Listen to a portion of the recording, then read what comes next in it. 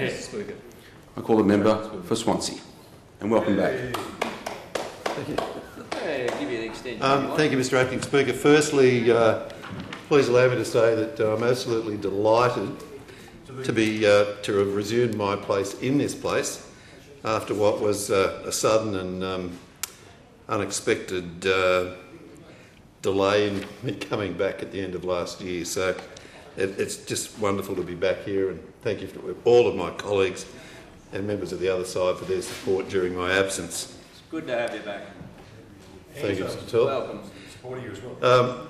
Mr. Speaker, I rise today to speak about the contributions of the Country Women's Association, more commonly known as the CWA, who are this year celebrating their 90th birthday.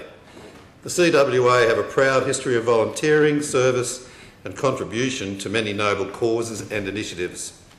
What began as a small movement to provide support and friendship for women who felt isolated in regional areas is today one of Australia's and this state's most important community groups, with 408 branches and over 10,000 members across New South Wales and the ACT. The impact these members have had on their local communities is truly remarkable. We will never know of all the sacrifices these ladies have made serving others. It is my belief that our communities are indeed our lives, have been made richer because of the selfless service of countless CWA ladies throughout their history. In my position, I am privileged to attend and support many local communities and events, and I regularly come into contact with members of the CWA branches in my electorate, those branches being Belmont and Mannering Park. CWA volunteers can be found at most shows and fairs, using their cooking skills and country hospitality to create a special experience for visitors. The CWA Tea Room is an institution at the Sydney Royal Easter Show, with ladies from across this great state spending 2 weeks serving the show's visitors their famous Devonshire tea. At this year's show, over 300 CWA members volunteered and during the fortnight cooked almost 42,000 scones for show goers. The CWA established the Tea Room at the very first Royal Easter Show in 1947. That show, first held after World War II, saw 1.2 million people travel through the gates, an astonishing figure given at the time Sydney had a population of only 1.5 million. My staff recently attended a CWA Handicraft Day at Belmont, and it was clear that there is a depth of talent present across the Hunter CWA branches when it comes to handicrafts. I hope that these ladies can pass on their talents to younger generations, though the skills and products of their work are not lost.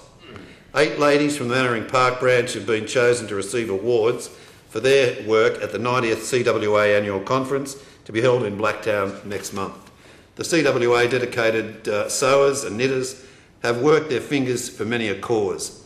CWA members knit blankets for premature babies in hospitals and for the elderly in nursing homes, making trauma dolls for paramedics, which are then given to children during times of crisis and distress, knitting scarves and beanies for children at Ronald McDonald House, and making ladies' night dresses and knitting baby wear for mother and baby packs to be sent to third world countries.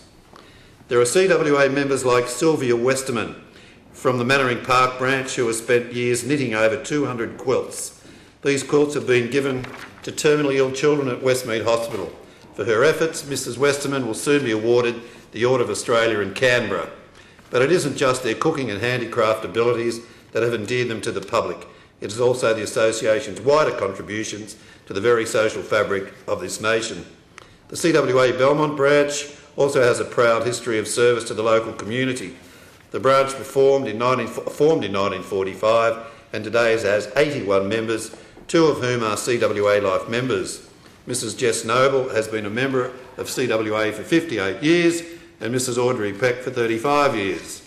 The Belmont and Mannering Park CWA branches have supported organisations such as Father Chris Riley's Youth Off the Streets, Aussie Helpers, Make Today Count, John Hunter Children's Oncology Ward, Beyond Blue and Lifeline, as well as many disease awareness initiatives and fundraisers, including Australia's biggest morning tea, Relay for Life and Daffodil Day.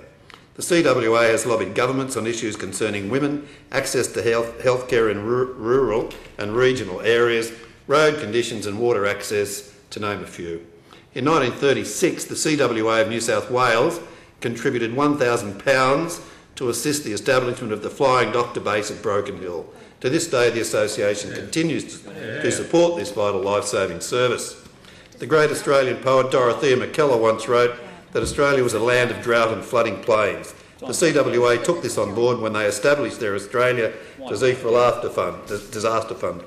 The fund has distributed millions to farming communities severely affected by floods, drought and other... Your time has lapsed. May I have just 1 minute's extension, Mr Chair?